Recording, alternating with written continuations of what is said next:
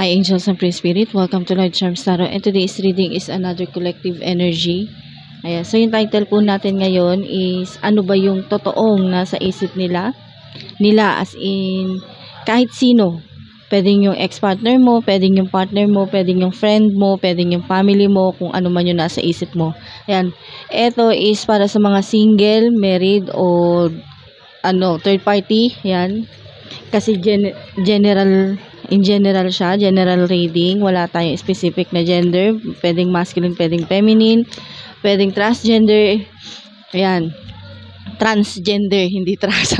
Mamaya may mag-comment na naman dyan. Ayan.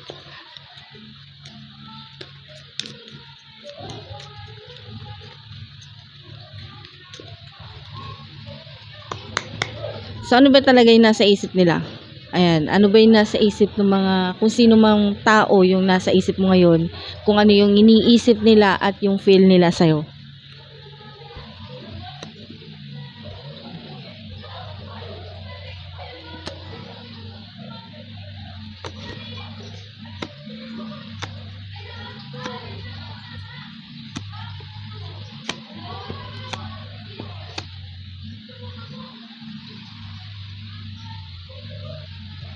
Yan, so ito yung reading. Situation, challenge, advice, and outcome. Ano ba yung nasa isip nila, kung sino yung person na nasa isip mo. Ayan po, doon po sa mga hindi pa po nakasubscribe, please do like, subscribe, and click the bell icon for more updates. At thank you po doon sa mga nagpapa-personal reading, nagpapa-private reading, doon po sa mga nagpapagawa ng rituals. Ayan, maraming salamat po sa inyo.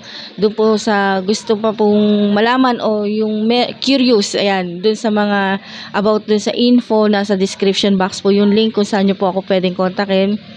Ayan, so kung gusto nyo po, tawagan nyo po ako para mas malinawan po kayo, maliwanagan kayo. Ayan, tanungin nyo lang po ako. Pero yung sa personal reading, hindi po siya free. May bayad po yun. Ayan, so ito po yung situation, challenge, advice, and outcome. Doon po sa mga nagme-message sa akin, yung mga nagtatanong kung saan po ako pwedeng i-message. Sa Facebook page po, nasa link po, nasa ibaba po yung link. Nandoon po, doon nyo po ako kontakin. Doon nyo po ako i-message sa Facebook page. Ayan, nasa description box po yung yung link. Okay, so eto na po. Ayan, situation, challenge, advice, and outcome. Ano ba yung totoong nasa isip nila? Ayan, kung sino man yung taong nasa isip mo ngayon, eto yung iniisip niya sa'yo. Napaka-nega. Ayan. Napaka-negative nung iniisip niya. Halos wala siyang makitang maganda sa'yo. Kumbaga, lahat pangit. Yung tinitignan niya yung mali mo. Yung tinitignan niya is yung mga pagkakamali mo lang. Pero yung mga mabuti, yung magandang ginawa niya sa'yo, lahat burado sa isipan niya. Okay? So, yun yung nabavibe ko. Okay. Ito yung situation.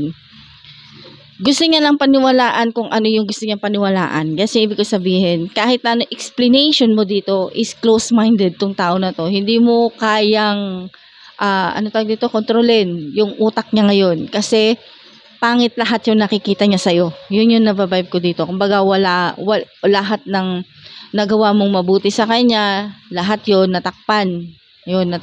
Kumbaga, dark yung nakikita niya sa'yo. Kumbaga, para sa kanya, ikaw na yung pinakamasama. Yun. So, lahat yun. Yun yung nakikita niya sa'yo. Ang kaso, behind the scene, meron kang mas alam compare sa kanya. Ito, honestly reading to Hindi ito gawa-gawa, hindi ito invento ko lang. Ito po yung sinasabi ko lang kung ano po yung mga nabavibe ko dito sa mga cards na nakikita ko ngayon. Is some of you, meron akong nabavibe dito na meron gustong gumante. Alam mo yun, gusto kanyang gantihan. Doon sa masama yung iniisip niya sa'yo. Yung hindi maganda yung nakikita niya sa'yo. Gusto kanyang gantihan. Yun yung nabavibe ko sa kanya. Yan, sa inyo. Some of you. Hindi ko nila lahat. Pero, ang hindi niya alam, meron behind the scene. Alam mo yun? Meron behind the scene. Yung behind the scene na yun is malaki yung niya sa'yo. Inggit. Kasi sa tingin niya, sa paningin niya, iba yung aura mo sa kanya. Alam mo yun? Yung tingin niya sa'yo is famous ka. Ayan, ewan ko kung saan. Basta, ang dating mo sa kanya is famous. Okay? Famous ka. Hindi ko alam kung anong ginawa mo. Hindi ko alam kasi wala naman akong ibang nakikita dito. kung anong diskarte ginawa mo. Basta, ang tingin niya sa'yo is famous. Some of you naman is vice versa. Ayan, ikaw naman, ang tingin mo sa kanya is pa-famous. Kung ikaw, ang tingin niya sa'yo famous, ikaw naman, ang tingin mo sa kanya is pa-famous. Ganon. So, vice versa kayong dalawa. Pero, kahit na famous yung tingin niya sa'yo, pangit pa rin yung tingin niya sa'yo. Ganon. Ikaw naman, ang tingin mo naman sa kanya is feeling famous, mga ganyan, feeling celebrity, feeling ewa, yung mga ganon. Kumbaga, pangit din yung tingin mo sa kanya. Ganyan, kumbaga, negative din yung iniisip mo sa kanya kasi nga, mga pare-parehas kayong close-minded.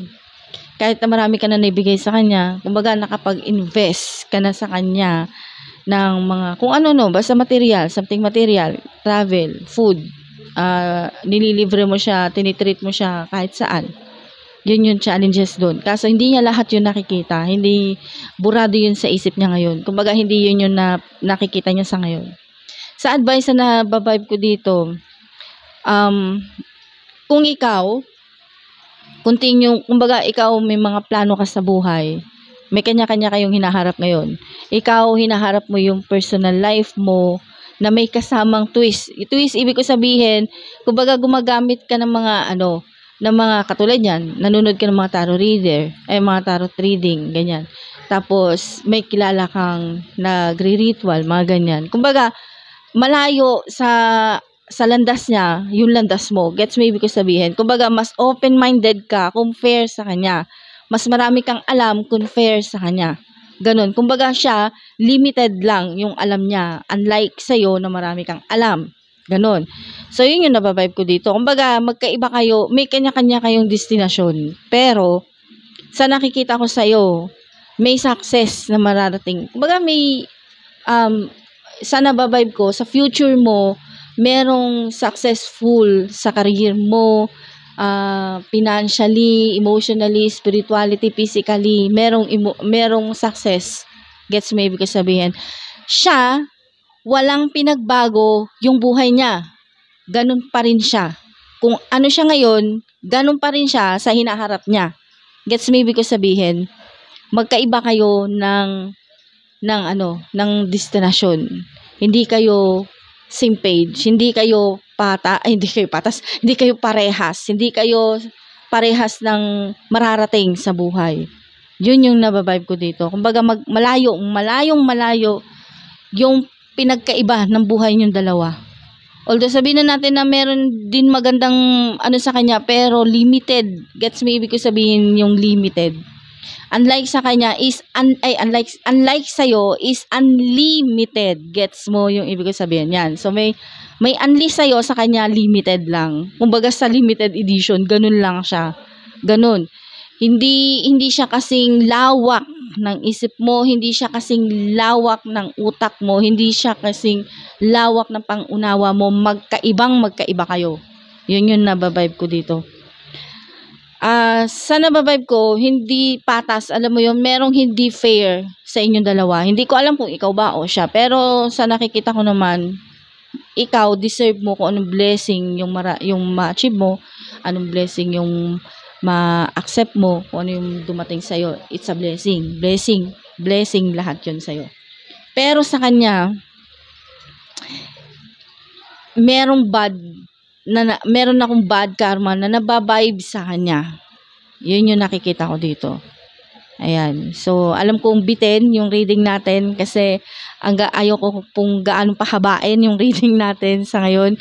Ayan. So, doon po sa mga gusto magpa-private reading, pa-personal reading, nasa description box po yung link kung saan nyo po ako pwedeng kontakin. At doon po sa mga hindi pa po nakasubscribe, please do like, subscribe, and click the bell icon for more updates. And thank you for watching. Thank you and God bless.